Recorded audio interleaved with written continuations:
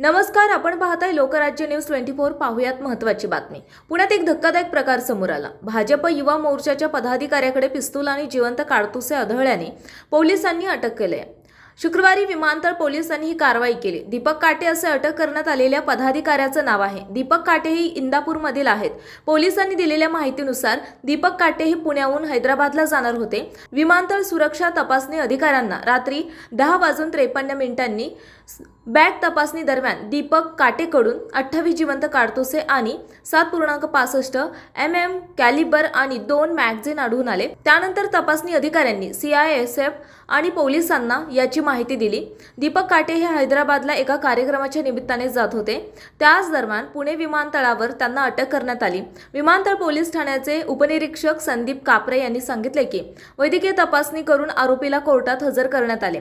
कोर्टाने त्याला न्यायालयीन कोठडी सुनावली। दीपक काटे यांनी आरोप फेटाळून लावले आहेत। आपण सातत्याने विमान प्रवास करतो, त्यामुळे नियमांबाबत कल्पना आहे। आपल्याला फसवण्यासाठी कोणीतरी हा कट आखला असल्याचं काटे यांनी पोलिसांना जबाबात सांगितले। महाराष्ट्रातील महत्त्वाच्या आणि ताज्या बातम्या पाहण्यासाठी आजच आमच्या लोकराज्य न्यूज 24 न्यूज चॅनलला YouTube वर सबस्क्राइब करा आणि बेल आयकॉन प्रेस करा।